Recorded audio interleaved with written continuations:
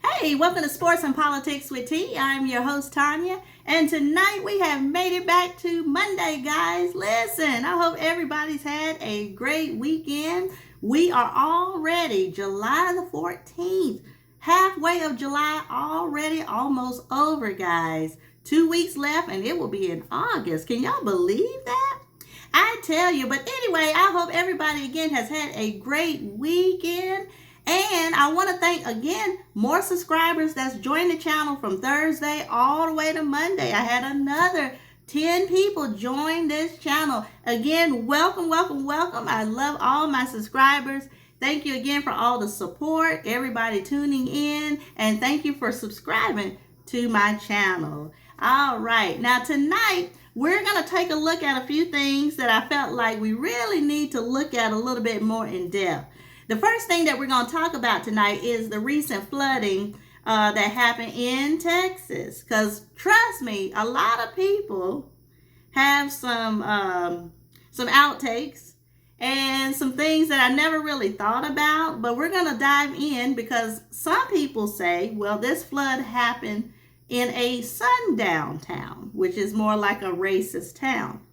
So we're going to get some perceptions and some views as far as what people think about this whole thing.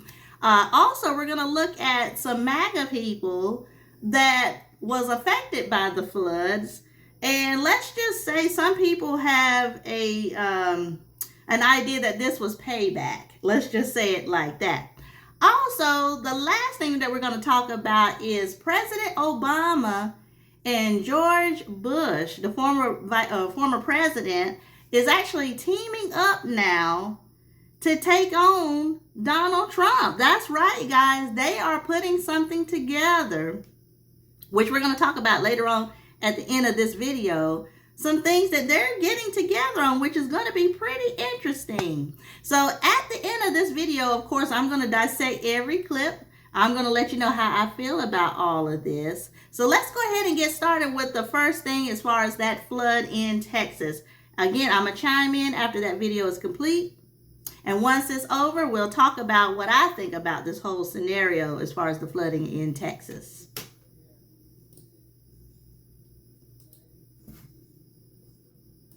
Down in Texas where all these little girls were killed. You know, it's Camp Mystic. It's the name of the camp. Been around for, generations. And one thing about this camp that might make a difference in how all this is handled is that it's a camp for rich kids. Yeah, these were kids from wealthy families. These are wealthy white kids. And their parents paid almost $5,000 for their kids to go to sessions at this camp. And as awful as it sounds, me and you both know, it'll get more attention than if this was a bunch of poor kids. And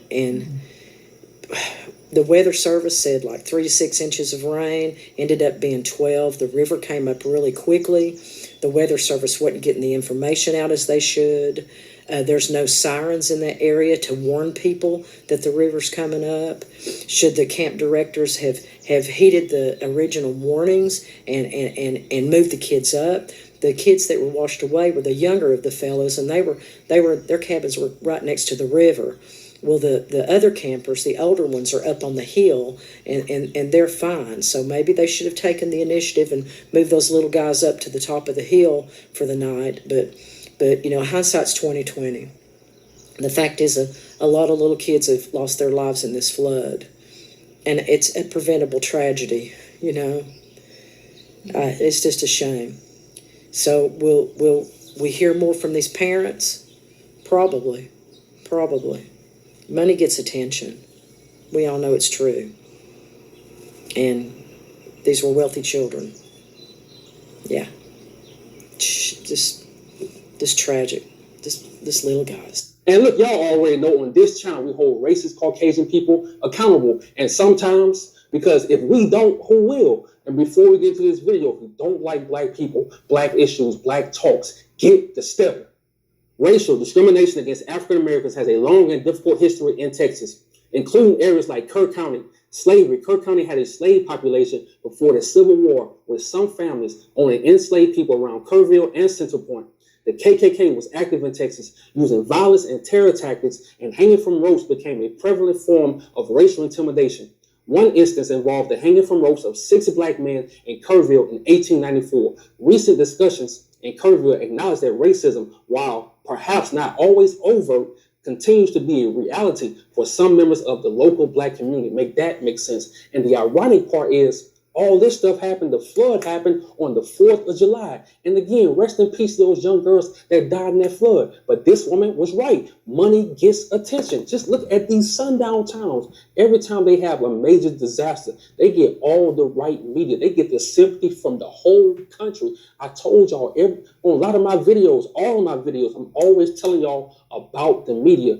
They know how to make you care about something and not give a damn about the other. Hurricane Katrina. We saw what the media did. They changed the whole narrative. Instead of helping people, it took George Bush 5 days to bring in the Coast Guards to help people down here in New Orleans. He watched elderly people die because they didn't have their medicine. He watched people floating in water. He watched the cops shoot black people for no reason, just had an excuse, said there was looting. So you telling me in Texas they don't loot? I ain't hear nothing about them shooting people. I told y'all the media is powerful, but let me show you how powerful our ancestors are. I told y'all, after that Carmelo Anthony incident, our ancestors don't sleep.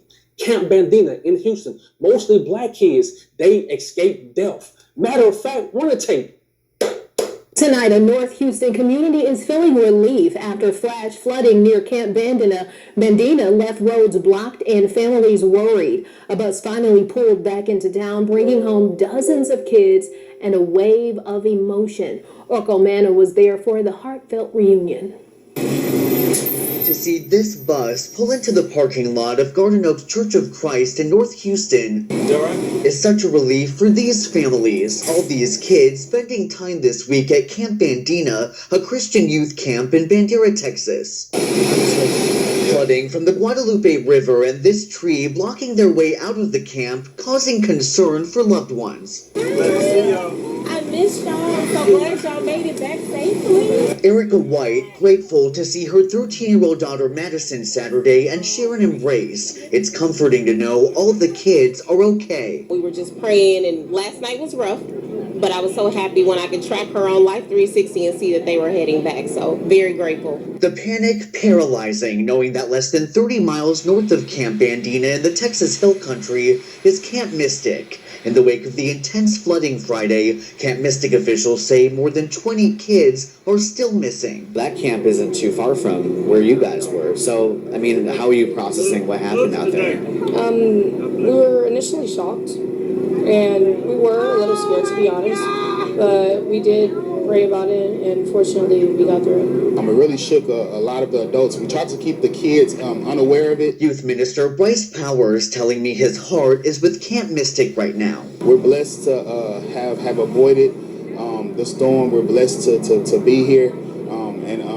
We do send our thoughts and prayers out to the families of the people who are lost and who they're still looking for. Powers calling himself and his campers lucky that the water receded near them so they could come home. Nature slowed it down just enough for us to get up out of there. Reporting in North Houston, Orko Manna, KHOU 11 News. Oh, so you corporate types think you're rock stars? That's as ridiculous as us, being corporate type. The racial demographics of Kirk County, Texas in 2025 are estimated to be roughly 68% white, 2% black. Make that make sense. And at first, I wasn't even going to make this video. But then I thought about it. Where's the same care and outrage when Daniel Penny choked that black man out on a train? Matter of fact, you had people that raised millions of dollars for Daniel Penny. Where's the same care and outrage for Jabari Peoples? At only 18 years old, you had a cop murder him in cold blood. He's sitting in the car with a young lady. Cop knocks on his window and said, "What you doing, boy?" They get out of the car. He shoots Jabari in the back for no reason, and then had the audacity to lie and say that he had a gun. And right now, at this very moment, every single day, his family is fighting for the body. body cam footage. They don't want to show the body cam footage. Make that make sense. Where's the same care and outrage for our ancestors that was thrown to alligators at Nottoway Plantation? Matter of fact, you had people sad that the plantation burned down, and I can go on and on. They was mad because they can't have weddings. Make that make sense. And like I say, I can go on and on. All I say is keep that same goddamn energy, partner. Now he's right about that. I mean, I'm a firm believer what goes around comes around, and I do think some of it is karma, and I hate to say that. Especially if it's a place where a lot of hatred, a lot of racism, a lot of people got killed, and those ancestors didn't get justice. I'm not saying that this flood was that. I'm just saying that it's just mighty. If you look at who was saved and who wasn't, like he was saying, the black kids all got saved. Now my heart goes out to people that got killed in this. I don't really care about if you got money or not. A human being is a human being, whether they're poor or rich. However, what they're trying to say is that the media coverage is only covering this because the people that got killed were affluent people. They had a lot of money. The parents, like that lady was saying, she was a white lady. She was saying, they were paying $5,000 a month just to keep those kids in that particular camp. And so, but like this young gentleman was saying about Hurricane Katrina back in the day, this was back in 2005. I want to say right at 20 years ago. I remember just as good as day. It was forever before those people got help. I mean, I remember people waving their flags, helicopters flying over, and he's right.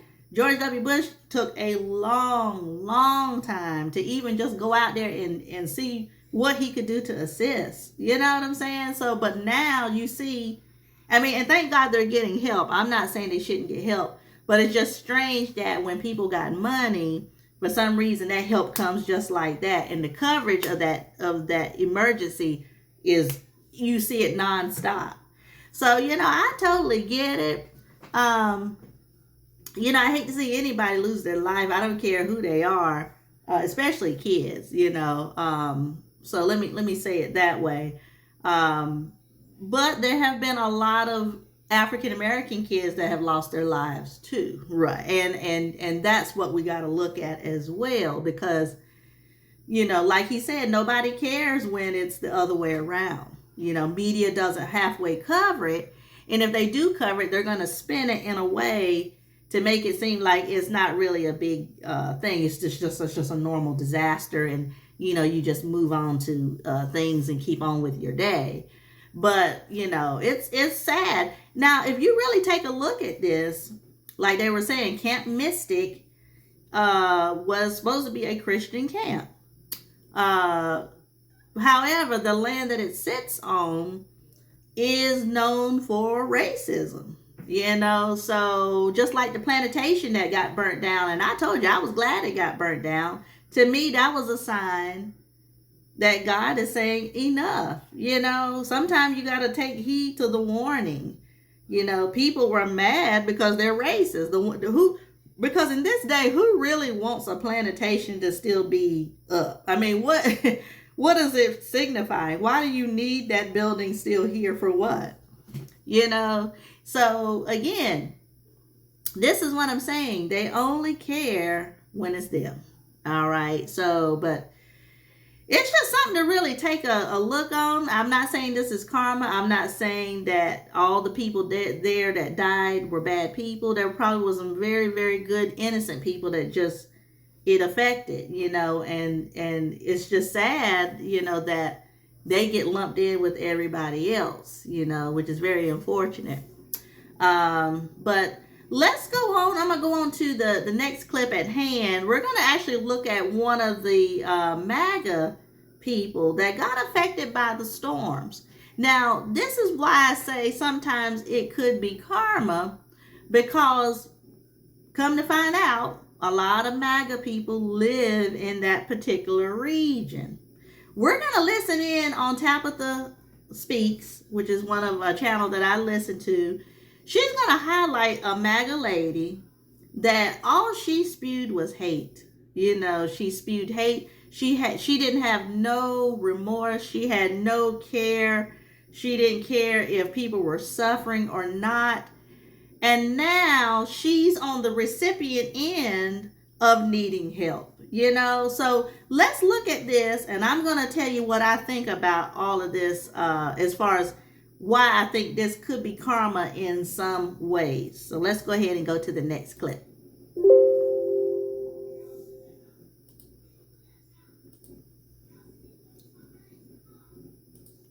This is crazy. I know we're not Kirk County. I know we're not Kerrville. I know we're not San Angelo or San Antonio. But hell, we're human beings. Help us. Give us what we need. But for God's sakes, Travis County, help us. Don't treat us like we're nothing out here, because we're not. We're human beings. We pay taxes out here. Don't treat us like this. Ooh. This you? You know, Grandma, I wasn't going to step up on your video this morning. You just couldn't help out the but I'm going to have to do that. We're not going to help out anybody. Y'all been living on food stamps, EBT, Section 8 housing your entire freaking life, and you're not going to do it anymore. If you can work, you're an able-bodied person, go get a job. I'm tired of paying for it. And you, ma'am, probably are on Social Security, so you'll get the help you need. Have the day you deserve. Do you see what I mean when I say this could be karma for some people? Not everybody. But listen how she was talking to this elderly lady that was old enough to be her mom. Listen how she had no remorse, had no empathy, no sympathy. And now that she's on the recipient end of a hurricane, now she's begging and crying for help, you know. But anyway, let's keep going. I really can't tell. So, is this you? Forget about it, but Ron Santos is still governor of Florida. He took the comfy couch host you Democrats could spin a concentration camp that he's building in Florida into a state in order to and somebody would believe you. Ma'am, you continue to lie and lie surprise, surprise, and spread misinformation because I don't know why. Who's paying you? Source? I don't know who's paying you. Ma'am, you are so full of dog poop. It's not even funny. Latino. Nobody's listening to all of you all crazies anymore. Goodbye. You see what I mean? Like, this is what I'm saying. I'm not saying all the people there were like that. I'm just saying that, you know, when you do things to people, and this is what I tell people, treat people how you want to be treated. You know, if you spew hate, and you go against people because they need help, you don't think God is not looking at you? You don't think God is not saying, oh, really? This is how you're going to treat them? Okay. You know, I'm not saying that that's what it is. I'm just saying it's just strange that it flipped so fast that, you know, now that she was just crying just a few minutes ago about needing assistance. All right. Again, let's keep going.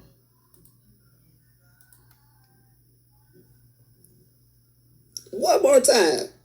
What you gonna do, crybaby? With alligator. Alcatraz lunch if I want to. And what you gonna do, baby? I'm gonna tell you F.A. and F.O. Okay? For a concentration. So you have the day you deserve. Yeah, that's you. And it looks like you're finding out after fucking around. It looks like you are having the day that you deserved. But that's what I'm saying, guys. And I hate to keep stopping it, but just listen in on now, just because I got to play this again so you can see her emotion as far as now she needs help. Just play it one more time. This is crazy. I know we're not Kirk County. I know we're not Kerrville. I know we're not San Angelo or San Antonio. But hell, we're human beings. Help us. Give us what we need. But for God's sakes, Travis County, help us. Don't treat us like we're nothing out here, because we're not. We're human beings. We pay taxes out here. Don't treat us like this. Do you see what I mean? But it's almost like they're oblivious. Don't you remember cussing out that 70-year-old woman talking about have the day that you deserve? You don't think it's not? See, that's what I'm saying, man. Just, and I hate to say it that way, but sometimes it's like that. You know, not every single case. I'm just saying, if you treat people right, you get good things back in return, you know. And if you spew hate and you spew division and you have no remorse, no empathy, no sympathy for people who's worse off than you, and you're blessed, instead of criticizing people, you should be helping them. But no, you want to tell them have a good day, a day that you deserve. And now that the tables have turned, for some reason, now it's like, oh my God, don't treat us this way. Really? I'm just saying, guys, I don't know why, you know, it's just now registering. Like, you know what, maybe I didn't do that right. You know, so I had to highlight that because, again, this whole flood and storms, it's kind of like the flood that happened in North Carolina. This also happened in a sundown town too. And that's another thing I'm looking at, like, why is it always happening in towns or areas that, you know, is known for racism? Just like the plantation that burnt down to the ground. And no one still don't know how it got burnt down. They still haven't said a word. It just went up in flames. Again, God doesn't like ugly. Okay. Now, this is the thing.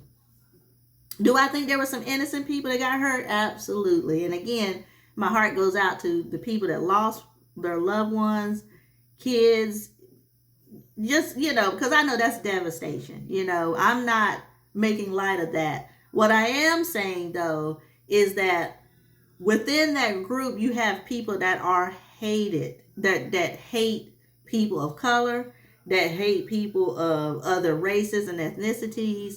And they have spewed that hate on that land for so long that, unfortunately, sometimes, you know, you can be at the brink of somebody else's wrongdoing, you know? So that's all I'm saying on that. And you see for yourself a MAGA lady who was talking to a 70-year-old woman, or maybe 80-year-old woman, that, you know, she didn't care what that woman had to say at all. Instead of listening, no, she was just spewing hate and division, you know. So, but anyway, let's go on to the last subject at hand, guys. We're going to talk about Obama and Bush is getting ready to unite against Trump. Oh yes, honey, this is huge. This is really, really huge. I listened in on some of this. This is going to be interesting, guys, because I've never seen two former presidents tag team and go up against a current president. And plus they're both, one is Democrat and one is Republican. You know, Obama, of course, Democrat, and Bush is Republican. So I'm thinking, like, it's got to be really bad for both of them to team up, you know? So, but anyway, let's listen in on this, and then I'll let you know how I feel about this whole scenario with Trump, Bush, and Obama. President Obama was a terrible president. President Biden was the worst president in the history of our country. President Bush should not have gone into the Middle East and blown the place up. So I don't give him high marks either. Thank you very much, everybody. Thank you. I give Trump very high marks. Goodbye, everybody. And you don't have to be a mathematical genius to know that these are horrible, horrible, horrible numbers. It was pretty good because it was my economy.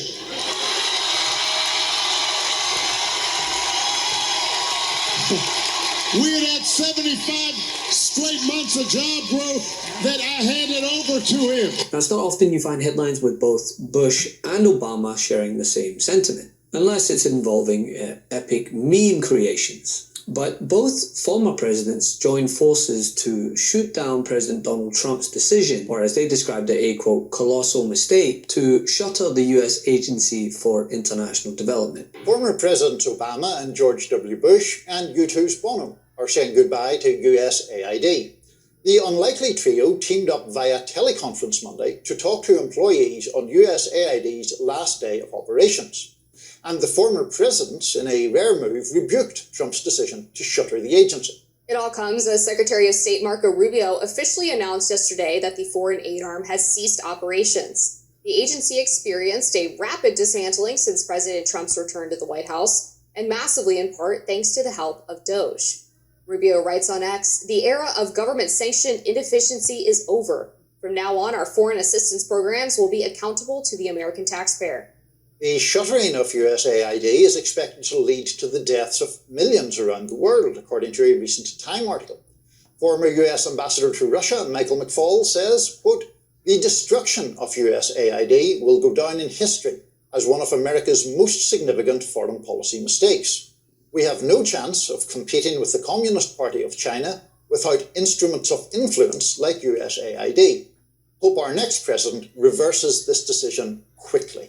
As we know, it's been quite a week for the president. His big, beautiful bill set to strip healthcare from millions of Americans to foot the bill for tax breaks to the top 20% of earners in the United States passed the Senate and is on its way to the House, where it will face more pushback from Democrats and Republicans alike, showing just how unpopular the bill is. Probably one of the biggest questions that we get from our customers was, well, how do you really go about buying gold? One option. We can't make everyone 100% happy. It's impossible. This is a deliberative body. It's a legislative process. By definition, all of us have to give up on our personal preferences. I never going to ask anybody to compromise core principles, but preferences must be yielded for the greater good. And that's what I think people are recognizing and coming to grips with. While the bill does contain tax cuts for basically everyone, their benefits are massively concentrated among the wealthiest Americans. In fact, 60% of the tax cuts would go to the top 20% of households. And you should know, just about every independent analysis agrees this bill would add trillions to the national debt. And to the extent the bill's tax cuts are going to be paid for at all, it'll be through slashing programs that benefit the poor. All while his bromance with Elon Musk is in tatters. And speaking of the world's richest man who shall never be let off the hook for cozying up to authoritarianism until it impacted subsidies for his own companies, well, he helped cut around 90% of USAID's foreign aid contracts during Doge's rampage back in February, overseeing the depletion from the workforce from 10,000 to less than 300. And now the agency will be absorbed by the State Department, where it will be replaced by a new organization called, wait for it,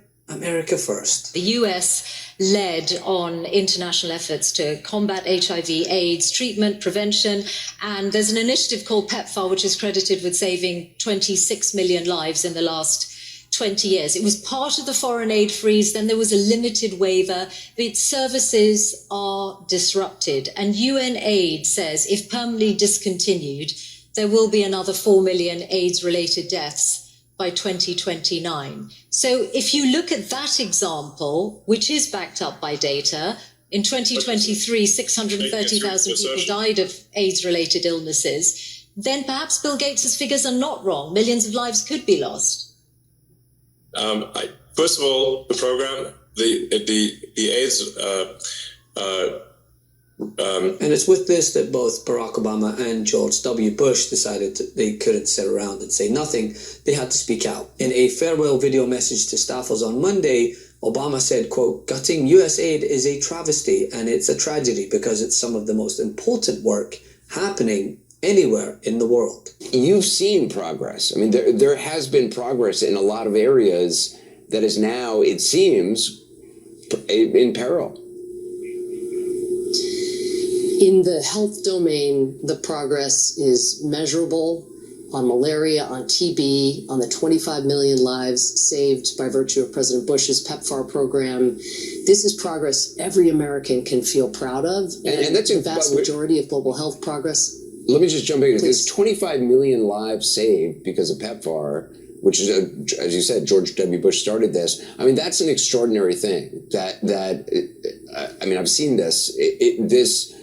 access to retrovirals, access to HIV treatment, it has saved, 120 million lives. That's an extraordinary thing. What is going to happen to those people? Because the administration says, well, PEPFAR is going to continue. But it's not. They fired all the people who administer the programming. All across Africa, you have nurses and health workers and people going out to educate communities who are no longer being paid, who no longer are able to do this work. So again, the first important thing to do is to set the record straight. The programming that the Secretary of State says is continuing at scale is not. It has been slashed, and it is now unrecognizable in the communities where it was saving all those lives. His comments. Let me just say something about this. I mean, this is like sending aid to other countries, like medicines and different supplies for people, that don't have the capability to get these supplies. And so by slashing this, 14 million people could die. Okay. Which is just unimaginable. Like, again, you have somebody that do not care. Okay. Anytime you see a Democrat President Obama, and a Republican President, George Bush, come together on this, that's never been the case. I mean, and they're not even president no more, but they want to step back into this because they see the catastrophe. They see, like, we can't let this happen. I mean, we're supposed to be the light of the world. We're supposed to be able to aid other countries because we're strong enough to do that. Okay. And to cut that just so that you can give it to the millionaires and billionaires that are already rich, to take that funding and give it to their pockets, again, that's where the karma is going to come in at. And like Elon, he's mad because he was trying to make the government more efficient. Well, guess what? This is going to add more debt to the whole equation, so that's why he's just out of it right now. Plus, of course, they were going to take his programs too. But still, this is just what I'm saying. They only care about themselves. Okay. I don't know why people just don't see it, but maybe one day they will. So we're going to keep an eye out on Obama and Bush working together. I'm really going to be having my eyes glued on this. So. But anyway, guys, I'm going to go ahead and shut it down for tonight. I will be back on Thursday. We're going to talk about this Epstein file list. Oh, girl, I'm telling you, this is going to be crazy. They're saying Donald Trump allegedly might have something to do with some of this stuff. And some other people that's getting ready to be named, but they're being hesitant with this information. So we're going to talk about the Epstein file list and Trump. And we're also going to talk about some things coming up that's going to get ready to hit for this channel because we're doing a revamp. We're going into season number 2, guys. So after Thursday, we're going to start season 2 on August let me see. I got to get my little calendar up because I don't want to tell you wrong.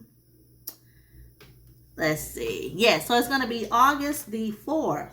August the 4th. That's what we're going to start the new channel. So it's going to be interesting. You're going to like the new format. Of course, we're going to keep the topics and everything still the same, but we're going to incorporate the sports on one network and we're going to do the politics on a separate network. And you're going to like the whole idea, all the revamp, because we're coming up on season 2. That's right. We started this channel last July. I think it was July the 26th. And so in about 2 weeks, we will have the first year in for this channel. Okay, so it's going to be fun, y'all. Y'all going to love it. You're going to be excited. And I'm excited as well. Okay, all right. All right, so I will be back on Thursday at 8 p.m. If you enjoyed this content, please hit like, share, and subscribe. And also, if you can, please hit the notification bell. That way you won't miss any episodes every time I come on to YouTube. All right. All right. All right. So I will see everybody Thursday at 8. Everybody have a great rest of your week. And again, thank you again for all the support, like, sharing, and subscribing. Everybody, again, enjoy, and I will see y'all Thursday at 8 p.m. Take care. Bye-bye.